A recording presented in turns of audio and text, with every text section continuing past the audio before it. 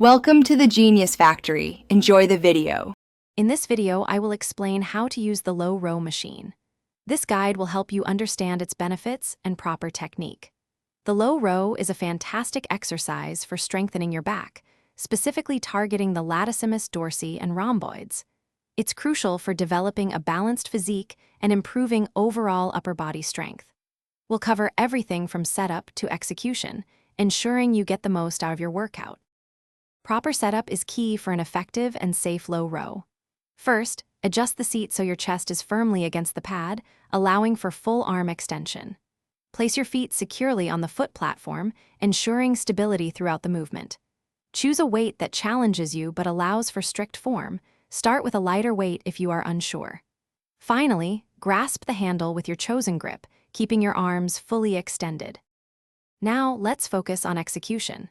Begin by pulling the handle towards your lower abdomen, actively squeezing your shoulder blades together.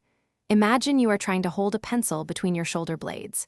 Keep your back straight and your core tight to prevent any rocking or momentum. Slowly and with control, extend your arms back to the starting position, feeling the stretch in your lats. Aim for 8 to 12 repetitions per set. To maximize your low row benefits, avoid common mistakes. Do not use momentum by swinging your torso. The movement should come from your back muscles. Keep your spine neutral and avoid rounding your back, which can lead to injury. Ensure a full range of motion, extending your arms completely and pulling the handle all the way in. Focus on the mind-muscle connection, feeling your back muscles work with each pull. Remember, quality over quantity.